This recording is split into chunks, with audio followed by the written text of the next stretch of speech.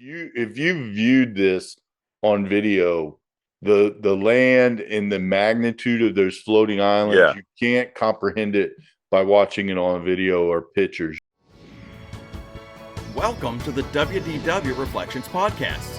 Here, we'd love to talk about the Walt Disney World Resort, the way we remember it, how it's changed, and why we still enjoy visiting the most magical place on Earth. So come with us on a podcast journey as we reflect on the WDW Reflections Podcast.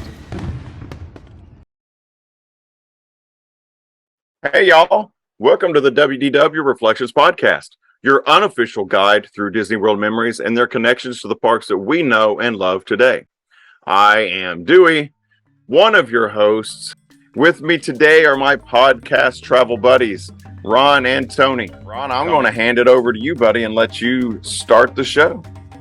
Hey, thanks so much, Dewey. So I am excited about what we're going to talk about today, and it's a relatively new ride that has come to the Disney parks, and it goes by the name of Avatar: Flight of Passage. And you can find this ride in Disney's Animal Kingdom. And in my opinion, it's made Animal Kingdom a park worth your time and experience. It's amazing how they've got the floating islands and they truly look like they're floating. If you take a look, you can figure it out. But the visual effects that they've used to make it reproduce what you experience in the movie is definitely there. And they've got waterfalls and water flowing, and you definitely feel like you're in the land of Pandora. You get a significant ride time. I've talked about this in the past. You do end up waiting some time for this ride, but the total ride is 4.5 minutes. It's a 3D flying simulator attraction within Pandora. It's set in the Avatar universe. The attraction allows guests to take flight on a native mountain banshee and across the landscape of Pandora. Work on this ride started in 2012 and involved the staff from Walt Disney Imagineering, James Cameron's Lightstorm Entertainment, and Weta Digital. All the footage in the ride is original. It did not come from the movie. I didn't realize that it was all new footage. Maybe I'm thinking it might have been coming from the upcoming Avatar movies. So that's kind of what I would think they may have used, but all new footage, that's actually pretty cool. So I've never snaked through the entire queue, and I hear the queue is pretty amazing. Oh, the queue, dude, you missed. I think that's what helps the waiting so much, is that there's so much to look at, and you really feel like you're in the scientific area of the movie where they connect and get aligned with the avatars.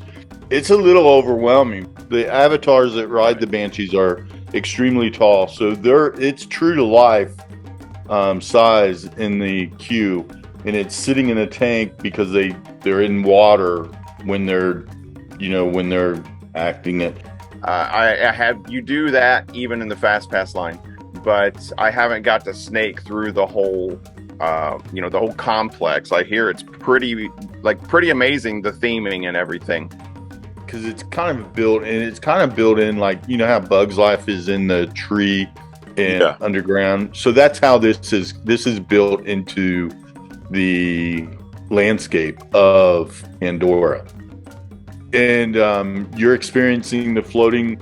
So you're walking under the floating islands and walking by.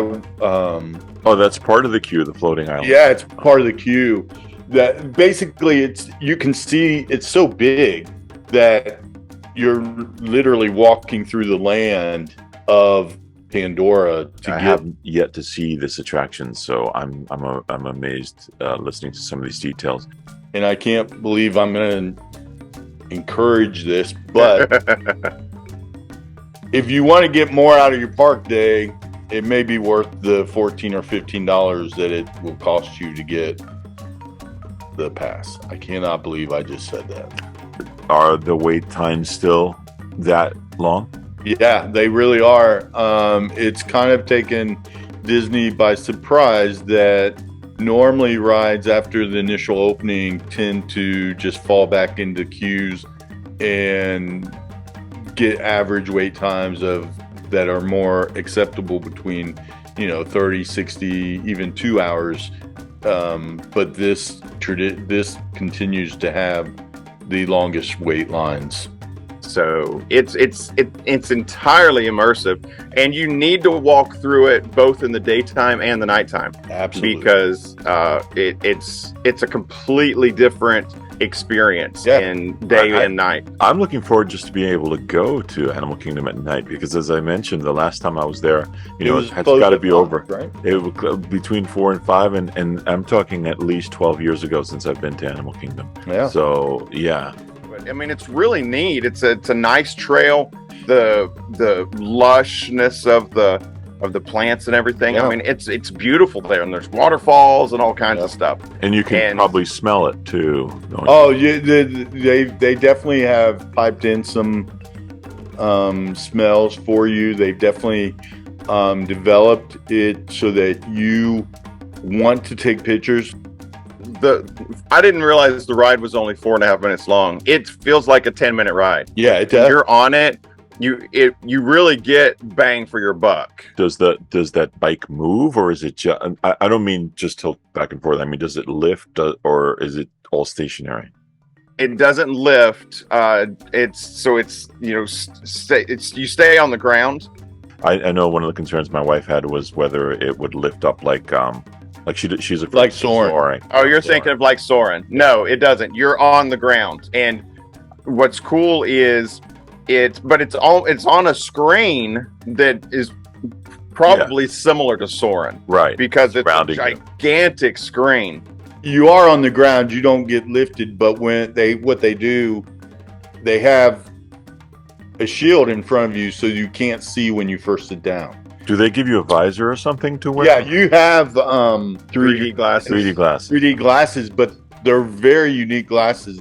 It's a strange sensation the first time. It's very strange. But it's not. Yeah, I didn't feel restrained per se. Right, no. I felt secure, which is secure. a different That's thing. a good word. But you're secure. It does push against your back. It's part of the show. It's part of the special effects. Mm-hmm. It helps to sell the storyline that you're riding on an animal. For those listeners out there, if you're claustrophobic or anything like that, I don't think this will affect that. I don't feel like this is a claustrophobia kind of ride. Don't skip this ride because you think it's claustrophobic. It sounds like it's much more than can be even captured on. Yeah, you go and look at. I've looked at to remind myself, just because it's been a while, and I'm just like, wow, these do nothing for this. If you viewed this on video, the land and the magnitude of those floating islands, you can't comprehend it by watching it on video or pictures. You have to be there to. That's what I imagined. I know my wife is always like, shrug, it's just a mountain. I said, no, it's probably something that you have to be there to see. Yeah, it's because you see it before you get there. Mm-hmm. I mean, I don't know how to explain the magnitude of. It's almost, for you guys, maybe this will help. You know how Star Wars, when you walk up to it, you're kind of overwhelmed by the size, and it's the same experience. It's overwhelming. It does not look man-made. It looks like you've walked into a new continent. Listen to the complete podcast, episode 36, at your favorite podcast streaming service. If you enjoyed this show, please give it a like, share, subscribe, or let us know what you thought in the comments below.